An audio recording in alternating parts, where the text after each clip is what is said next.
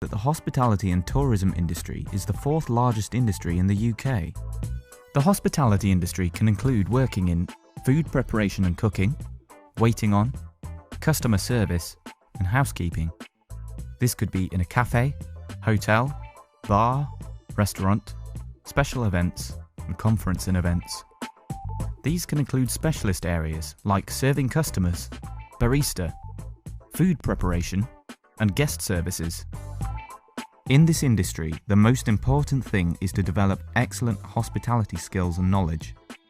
This means recognizing customer needs, knowing how to match them to the products and services of the business, working as part of a team to ensure that every customer, whether they're eating in a restaurant, drinking cocktails in a bar, ordering room service in a hotel, or attending a business conference, feels welcomed and looked after. It also means you'll need motivation to work hard, to work using your own initiative, and reliability, flexibility, and adaptability. All work tasks will be a part of either communication or calculation. Talking to people and taking a customer's order is part of communication and links to your functional skills in English. When a customer orders their food and drink and asks how long it will take, this is calculation and could be part of your functional skills in maths. Jobs working with people are always interesting and sometimes challenging, but often very rewarding and enjoyable. And these jobs and many others are found in the hospitality industry.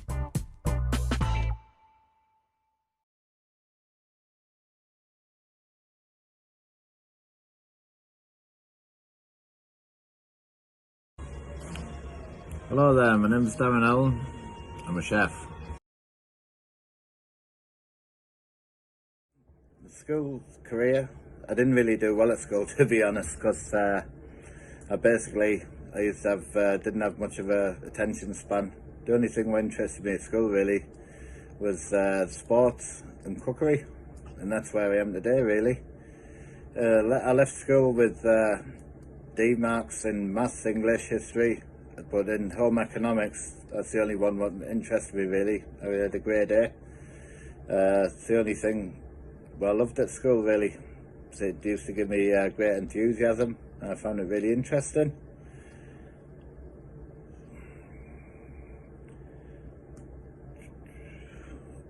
When I was 16, I was quite lucky actually. My uncle, he knew a guy in Stokesley who was going to give me an apprenticeship at the Angel Inn in Stokesley. And I took an apprenticeship for 2 years at the Angel Inn. It was a lovely little place, home cooked food, everything was fresh. Used to do all homemade dishes such as fish and chips, steak pies, steaks, pasta dishes and so on. I stayed there for 2 years, and then the guy moved on, so I moved with it. I moved back to Redcar and I got a job at the Park Hotel, which was 110 covers in a carvery restaurant. I stayed there for 2 years at the carvery restaurant and doing weddings for 130 people. What I used to do there, I used to do breakfast shifts some mornings, and then I used to go back on the evening to do the evening meals on the carvery.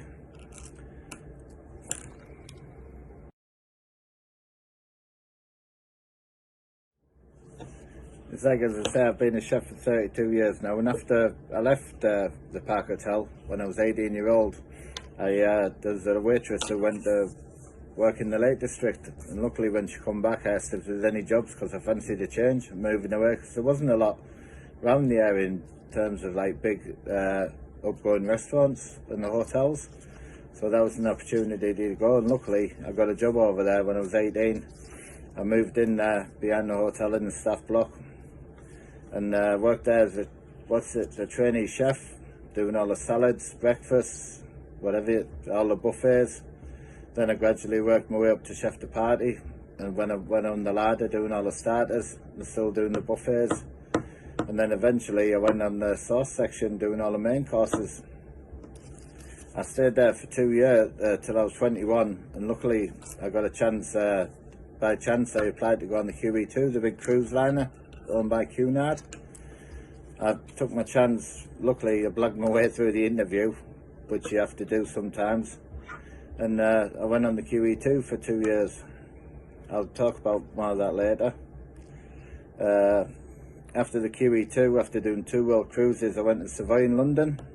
I worked there for 2 years as a pastry chef, doing all the breads, all the patisseries, all the afternoon teas. Hi again. If anybody's thinking about being a chef, what you want to really think about at first of being a chef is it's not for the faint-hearted. It's very stressful. Everything has to be bang, bang, bang, quick as you can. You have to have a lot of fun and enthusiasm and do everything to your best of your standards. It's very unsociable hours being a chef, especially when you work in restaurants, mainly split shifts from 9:30 till 2:30, and then back again at the evenings. And when all your friends are out drinking at weekends, you're working at the weekends because that's when everybody's off and it's the busiest time. It's like you said, I've over 32 years, I've 5 Christmases off. So that goes to tell you a few things. I miss weddings, engagements, social weekends with the family, because that's all time when you have to work.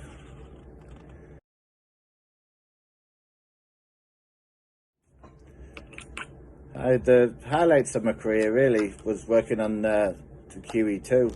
What inspired me when I met somebody on there was a guy called Marco Pierre White, a chef who's got 3 Michelin stars in London, and I worked with him for a couple of months. And while I was on the QE2, there was a very busy ship. We had 1,800 passengers and 1,000 crew on there, which is very busy. But it was brilliant. By the time of 23, I've been around the world twice for no extra cost. You met some brilliant people on there. There's Rod Stewart, Madonna, Kenny Dalglish, Bruce Springsteen, and along many others as well. What I used to work on there, I used to do 14-hour shifts a day. I used to work 4 months on and a month off. But on your month off, you could do what you want. It was brilliant.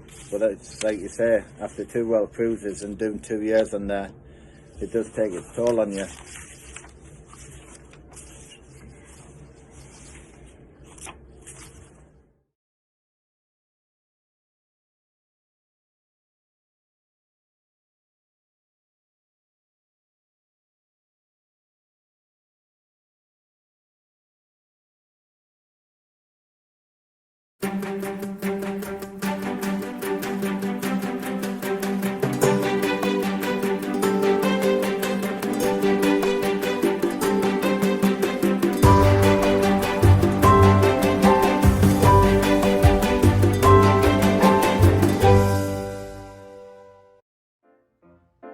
If I knew you were coming, I'd have baked a cake, baked a cake, baked a cake. If I knew you were coming, I'd have baked a cake. How'd you do, how'd you do, how'd you do?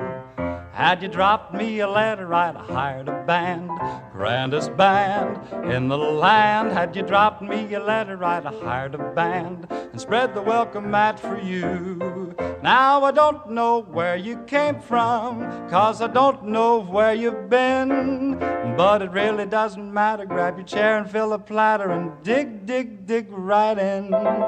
If I knew you were coming, I'd have baked a cake, hired a band, goodness sake. If I knew you were coming, I'd have baked a cake. How'd you do, how'd you do, how'd you do?